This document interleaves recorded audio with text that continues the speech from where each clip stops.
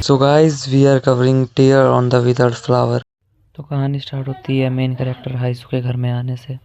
वो घर के बाहर अपने पति के अलावा और किसी की सैंडल देखती है, और जब वो अंदर जाके देखती है उसका पति किसी और से प्यार कर रहा होता है। वो तो उधर ही खड़े खड़े पूरी आउट ऑफ माइंड हो जाती है, जैसे बेहोश हो गई थी वहाँ पे खड़े खड़े। तभी नेक्स्ट पैनल में दिखाया जाता है वो कहीं पे बैठी हुई है, उसका सर ठंडी दीवार पे लगा हुआ है और वो आराम से जैसे सो चुकी है। तभी वो उठती है, वो सोचती है एक और बार ये नाइटमेयर। तभी वो अपने फ़ोन में देखती है और ब्रेक का टाइम ओवर हो चुका होता है। वो बोलती है अब काम पे जाने का टाइम है। वो काम पे जा रही होती है। तभी उसका जो मैनेजर है वो उसे मिलता है और उसे बोलता है लेट्स टॉक इनसाइड। वो मैनेजर के साथ बात करने के लिए अंदर जाती है, तो मैनेजर उसे उसका जो पे चेक है 1.5 मिलियन वॉन्स का वो देता है, जो कि यूएसडीटी में होता है $1077। तो हाइसू वो मनी लेती है और उसको थैंक यू बोलती है। तब उसका मैनेजर जो है वो बोलता है थैंक यू बोलने की ज़रूरत नहीं है, मैं वैसे भी खाली एक पे चेक के कारण किसी ऐसे एम्प्लॉय को नहीं खोना चाहता जो मेरे लिए फैमिली की तरह है। और वो बोलता है कि मुझे पता चला तुम्हारा पति भी काम कर रहा है। बोलती है हाँ, पर आजकल इंटरेस्ट बहुत ज़्यादा है, हम दोनों को काम करना पड़ रहा है। तभी होता है क्या कि वो जाने लगती है अपने काम के लिए। वो बोलती है हाँ, उनका मालिक बोलता है हाँ तुम भी वैसे भी बहुत बिना रेस्ट के काम करती हो, तुम नेचुरली वर्क ही कर रही हो विदाउट रेस्ट। ये भी बात है। वो अपना काम करने जाती है, तो काम पे जब जाती है उसको एक बंदा बोलता है aunty bring us two belly pork belly. तब वो उनको बोलती है yes I will bring it right away. तो वो उनको पहली बेली पोर्क देती है। वो देखती है वो लड़का लड़की खा रहे होते हैं। वो बोलती है couple these days are too good, they dare to believe each other, they dare to love. वहाँ लड़की उसको खाना खिला रही होती है, और जो हमारी मेन कैरेक्टर है उसके दिल में हल्का सा एक आता है, दर्द होता है। उसको लगता है वो अब और इतनी ब्यूटीफुल नहीं है। उसकी कलीग उसको कहती है this day how someone can call you aunty. Aishu बोलती है मैं वैसे भी एक हाउस वाइफ हूँ, तो इसमें क्या हो गया आंटी कहलाने में। बोलती है ऐसा कुछ नहीं होता, तुम सबसे बेस्ट औरत हो 33 साल की जिसे मैंने देखा है, तुमसे सुंदर कोई नहीं। वो बोलती है okay now get of the work, work से घर चलते हैं। दोनों अपने घर की ओर जाने लगती हैं। तभी हैसू अपने घर पे पहुंचती है और देखती है उसका पति जो दारू की बोतलों के साथ में बैठा हुआ है। वो बोलता है अच्छा तुम आ गई। वो जाके जब वो वहाँ पे बैठती है तो वो बोलता है तुम्हें आजकल मेकअप लगा लेना चाहिए। वो बोलती है I am not too much rich that I can afford makeup cosmetics because.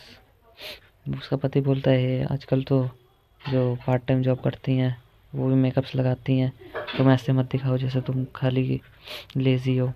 तभी वो देखती है कि दारू और सिगरेट्स में उड़ाया हुआ था। वो बोलती है कि cosmetics these days are very costly, मैं काँप जाती हूँ आजकल 1000 वॉन खर्च करने में भी। वो बस अपना खाना खा रहा होता है और उसकी तरफ देख भी नहीं रहा होता। वो फिर खाना खाते रहता है। फिर थोड़ी देर बाद जब वो खाना खा चुका होता है तब वो बोलता है आज तो खाना स्वाद भी नहीं था बिल्कुल भी। वो बोलता है कि तुम्हें मेकअप लगाना चाहिए, खास करके जब तुम्हारे पति को उसकी नीड है। तुम बिना मेकअप के आजकल सुंदर नहीं लगती हो, और जब अगर तुम मेकअप लगा लोगी तो तुम थोड़ा ठीक दिख सकती हो। फिर हमें थोड़ी देर बाद अगले दिन का सीन दिखाया जाता है जहाँ पे वो अपनी फ्लावर शॉप पे होती है। वहाँ पर वो उसकी कलीग उसके स्केड्यूल देख रही होती है, और वो देखती है कि वो 3-4 जगह एक ही साथ काम करती है। दिन में शॉप में, रात को रेस्टोरेंट में, और वीकेंड्स में मोटल में। चारों जगह एक साथ काम करती है वो। बोलती है कि काम डाउन, एप्रन पहनो, हमारे शॉप खोलने का टाइम हो गया है। वो शॉप खोलने ही जा रहे होते हैं, और हमारी मेन कैरेक्टर जो है वो फ्लावर्स अरेंज कर रही होती है, उनके स्टेम काट के उसका बुके बना रही होती है सही से। तो थोड़ी देर बाद जब वो शॉप खोल चुके होते हैं तो हमारी जो मेन कैरेक्टर वो कैलेंडर में देखती है। उसे वो दिन याद आता है जिस दिन उसका पति उसके आगे नील डाउन किया हुआ था और उसे सॉरी बोल रहा था। वो बोलती है रियली सॉरी बोल रहा था उसे। वो तो उसने उसके नाम पे कर्जा लिया हुआ था। तो बोलती है कितना कर्जा तुमने लिया हुआ है मेरे नाम पे। तभी जो ये कैरेक्टर है वो उसको हक कर लेता है, मेन कैरेक्टर को। वो बोलता है अच्छा तो तुमने मुझे माफ़ कर दिया। वो सोचती है कि अगर वो मेहनत करेगी तो फिर वो सारा कर्जा चुका देगी और वापस से शादी कर लेगी सही से। असल में मेन कैरेक्टर की जो शादी हुई होती है वो असल में एक बार डिवोर्स हो चुका होता है, इसलिए वो भी उसके साथ रह रही होती है। उसकी शादी असल में टूट चुकी होती है लेकिन वो फिर शादी करना चाहती है। वो ये बात उसको याद आती है और वो काँप उठती है फुल ठीक करते में, पर वो फिर भी अपना काम जारी रखती है। वो धीरे धीरे फुल ठीक करती है। तभी जो उसकी कलीग है वो बोलती है ये तो वही लड़का है ना। वो बोलती है कौन। वो बोलती है दैट वन हैंडसम गाय जो हर दिन आता है यहाँ पे रोज़ बुके लेने। बोलती है रोज़ बुके लेने हर दिन आता है कौन। वो बोलती है तुमसे तो रोज़ बुके डेली लेके जाता है। वो बोलते मुझे नहीं पता। वो बोलती है आज मैं उसका ऑर्डर ले लूँ। वो बस उसके साइड में से निकल जाती है और उसको थैंक यू बोल देती है। वो उस लड़के के सामने जाती है, उसका ऑर्डर ले रही होती है, बट वो हमारी मेन कैरेक्टर की ओर देखता है और उसको बोलता है can you take my order. तो वो उसका अपना ऑर्डर हमारी मेन कैरेक्टर को देता है और वो कहती है द रोज़ बुके यस। तो बोलता है हाँ you remember that, I am glad that you remember the rose bouquet I wanted today. So guys यही था there in the wither flower का चैप्टर 1। अगर आपको ये अच्छा लगा तो मुझे कमेंट्स में बताइए। और मेरे व्यूज़ बहुत कम आ रहे हैं तो थोड़ा व्यूज़ को बढ़ाइए, थोड़ा देखिए अगर ये मेरी वीडियो। और मैं आपसे सब्सक्राइब करने को नहीं कह